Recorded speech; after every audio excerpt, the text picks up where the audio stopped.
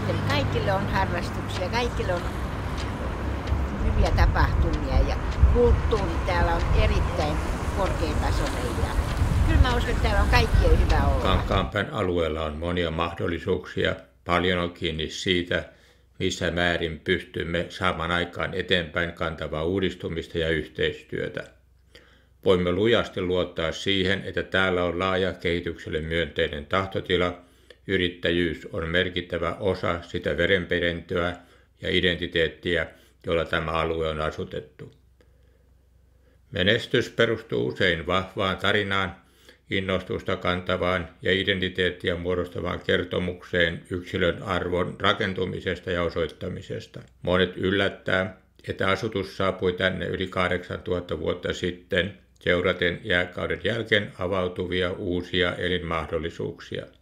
Muu satakunta oli tuolloin vielä meren peitossa. Sadat muinaislöydöt osoittavat, että asutus säilyi täällä vuosituhansia, kunnes meren ja hyljeapajien vetäytyminen ja maanviljelyn yleistyminen johti pirttien rakentamiseen sinne, missä olot olivat peltoviljelylle suosiollisempia. Nämä alueet jäivät asutuksen nautinnaksi ja sukujen takamaiksi. Kankaanpään ainutlaatuinen kertomuksellinen vahvuus on Kyrön Kankaantie, joka yhä yhdistää meidät konkreettisesti historiaan. Matkailu ja sitä tukeva kertomus ovat yksi tulevaisuuden mahdollisuutemme. Osoituksena on pyrkimys saada tienhalkoma Lauhavuoren ja Seitseminen välinen vanha Hämeenmetsän alue Unescon maailmanperintökohteeksi ja palauttaa sille metsäpeura. Toinen vahvuutemme on teollinen ja kaupallinen perinteemme.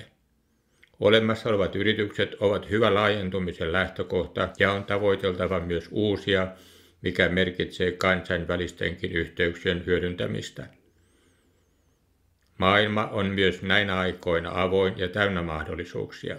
Metallikylä on hyvä esimerkki nousevasta klusteriajattelusta.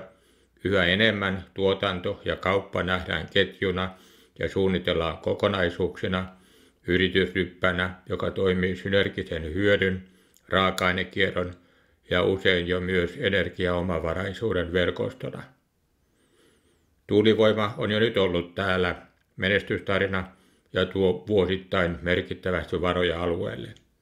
Jo lähitulevaisuudessa voimme markkinoida aluettamme omavaraisena, uusiutuvan energian ja kestävän kehityksen ympäristönä. Myös vesi- ja elintarviketuotantoklusteri on mahdollisuus, jonka kehittämiseen meillä on hyvät luontaiset lähtökohdat.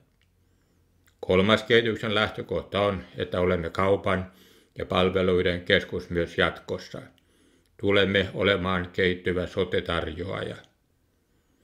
Ihmisiä kokoavasta torista kannattaa pitää kiinni ja kehittää sitä tukevia uusia tuottajien suoramarkkinoiden ratkaisuja, tapahtumia ja verkkopalveluja. Menestys rakennetaan laadukkaasta koulutuksesta, arvostetusta vanhuudesta ja iloisesta yrittämisestä. Kuuntelemalla ja arvostamalla vanhuksia me tavoitamme kertomuksen, joka on heitä innostanut, ja saamme kannustusta eteenpäin. Näkemällä heidän kätensä ymmärrämme, ettei tuloksia saada vaivatta, on ymmärrettävä johdonmukaisen työn merkitys myös siinä hyvinvoinnissa, jossa elämme. Tulevaisuus rakennetaan koulussa, elinkeinoelämässä ja päätöksenteossa. Jatko tähän kertomuksen kirjoitetaan myös vaaleissa. Tule mukaan, kaikki me haluamme kehittää tätä aluetta. Yhdessä olemme vahvoja.